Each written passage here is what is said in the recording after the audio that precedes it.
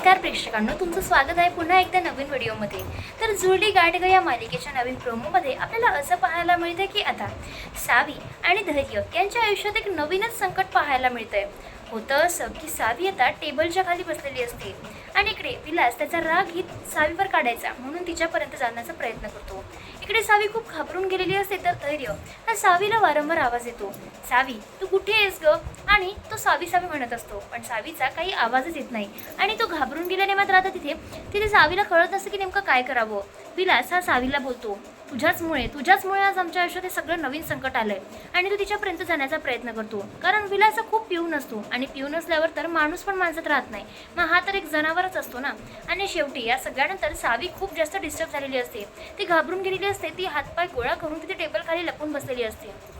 तिला काय करावं ना काहीच कळत नसतं। इकडे धैर्य खाली येतो आणि बोलतो, सावी सावी कुठे आहे तू? आणि तो आता कंटिन्यू आवाज येत असतो। तितक्यात असाला अवंती दिसते, त्यावर तो बोलतो, अवंती वहिनी कुठे आहे सावी? तुम्हाला दिसली का हो? अजून दिसतच नाहीये, मला खूप भीती वाटते आता असं म्हटल्यानंतर लगेच ती बोलते, होय ना, पहिल्याच तिची लहानपणी अवस्था झाली आहे, म्हणजे जसं काय लहान मुले, आणि आता ती कुठे गेली काय माहिती। एक काम करा भाऊजी, तुम्ही ना नीता वहिनींकडे जा, नीताकडे असेल बघा, ती ना जास्त आता म्हणजे आर्यासोबत खेळत असते।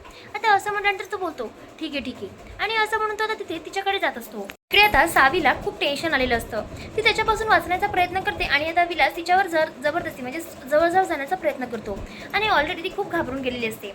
आता विलास आणि भास्कर ह्यांचं तर माहिती असतं पण सावी मात्र खूप टेन्शनमध्ये आलेली असते। झालं असं असतं की ऑलरेडी सावीच्या आयुष्यात एकावर एक टेन्शन आलेलं असतात, पण आता या सगळ्याने तिच्या आयुष्यात एक नवीनच वळण घेण्यात आलेलं असतं। ती खूप घाबरून गेलेली असते, तिथे विलास आणि भास्कर या सगळ्यामध्ये बोलतात, सावी तू आल्यापासून ना आमच्या आयुष्यात सगळी संकटं येत आहेत।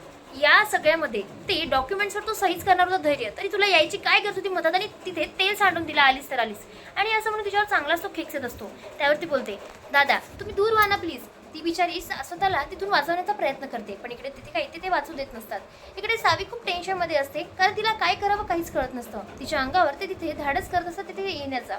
इकडे धैर्य खूप डिस्टर्ब झालेला असतो कारण त्याला वारंवार सावी चेहऱ्यासमोर येत असते आणि ती संकटात असती हे त्याला कळणार नाही। असं कसं तरी होणार ना, ऑलरेडी ते दोघांचं एकमेकांवरचं प्रेम आणि ती तिथे संकटात आहे हे पाहून तिथे तो घाबरतो आणि बोलतो, सावी कुठेतरी आहे आणि ती नक्कीच संकटात अडकली आहे।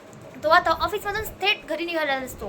त्याला असं वाटतं की कोणीतरी काहीतरी तिच्यावर करण्याचा प्रयत्न करतोय आणि ते संकट त्याच्यावरही ओढून येईल हे त्याला माहिती असतं। त्यामुळे तो आता इकडे तिकडे शोधण्यासाठी निघालेला असतो। तो रूममध्ये जातो, रूमला बघतो तर सावी कुठेही नसते। बेडवर बघतो, कोपऱ्यात बघतो, आपल्या सगळ्या रूममध्ये जिथे ती खेळू शकत असते ना त्या सगळ्या जागेवर। शेवटी काय तर तो गार्डनमध्ये सुद्धा गेलेला असतो पण तिथेही सुद्धा सावी नसते।